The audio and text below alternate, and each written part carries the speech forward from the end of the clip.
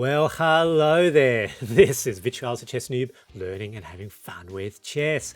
Welcome to another episode of Quick Wins, number 98. We're almost at 100. And this week, it's been kind of a Ruy López Jaenisch Gambit type week. So Monday, I made a video on the Ruy López Jaenisch Gambit where I covered it being declined with short castles and also it being accepted. Today, I've got a line of the exchange variation. And basically, starts with the Ruy López, of course, e4, e5, knight f3, knight c6, Ruy López bishop. Best move, according to me, against the Ruy López with black. f5, Jaenisch Gambit, very aggressive. And at the beginner intermediate level, it probably is, in fact, the best response by black. Definitely the most winning. The exchange variation is where white trades their bishop for the knight. Captures, captures. Most common response by white. It's a very normal Ruy López type move. And the idea is, apart from doubling the c-pawns, white has also noticed, oh, look, if I get rid of the defender, I get to take what looks like a free pawn. And to be honest, this is actually a perfectly okay line for white in terms of the exchange variation. However, in this position, white's best move is in fact not to capture. Capturing is a bit of inaccuracy. The best move here for white is to be patient, to be principled, and develop the other knight. However, almost everyone will capture this way, and now we've got the first critical move by black in this position in the exchange variation. Queen to d4. Really, really important. As I said, this is a critical move by black. And here, a very forcing move, attacking the pawn with a check, attacking the knight. What are they going to do? Single most common move in this position is queen to h5 check. And that's a mistake. A very natural move.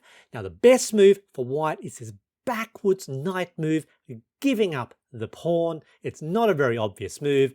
This is the most common move by far, especially at intermediate level. And in fact, in the very first Jaenisch Gambit game that appears in modern databases, this was used by Cochrane in 1850 against the Indian chess extraordinaire who played the Ruy López. That's Banerjee. Banerjee played Ruy López, and Cochrane, having knowing about the Jaenisch Gambit because it was analyzed and published a few years earlier by Jaenisch, knew of this maneuver. This move by Banerjee looks like it makes a lot of sense, and we'll see why this is basically a mistake. And this is kind of this trappiness of the Jaenisch Gambit. Because here it looks like, there's a really, really strong attack by white. Makes a lot of sense. Block, they take, and it looks like, there's potentially a discovered check on the black king with an attack on the rook. And that pawn on h7 looks like it's pinned. But of course, queen d4, the reason why it was such a critical move is that it defends the rook on that long dark square diagonal, which means this is not pinned. And this is what happened in the Banerjee game. Captures, and here white has to be careful. They probably see they should take. That's the right move. Captures with check, and now we've got the second critical move by black, which is king to d8. Sliding across, and suddenly white's queen is offside, has no real targets.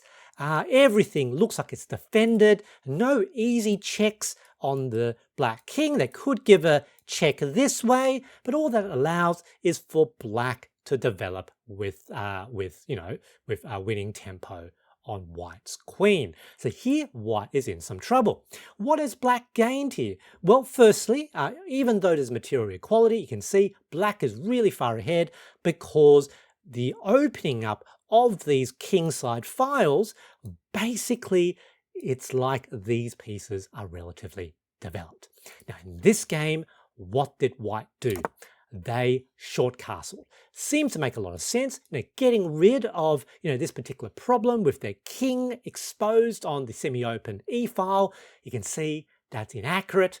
And here, best move is to immediately launch a king side attack. A bishop to d6, and we can see 2 pieces attacking h2. This is a really serious attack. In fact, we're 1 step potentially from that 6-hit combo. Here, white must defend the h-file. They absolutely must. They can give a check first if they like, or they can potentially push a g3. In this game, they didn't see the danger. They played a very natural move, c3, looking to win tempo on my queen, but that's a blunder. Why is that a blunder? Let's look at this absolutely delicious, very, very lovely move. First move, we give a check. First punch, check. King is now forced onto the h-file. King h1. The bishop now retreats all the way back, and the rook now gives a check. Second punch, king must go back to g1, and here we sacrifice the rook. Brilliant move, rook h1 check, sacrifice the rook, king is forced to capture the rook back onto h1, and now we see once again why queen d4 was such a critical move.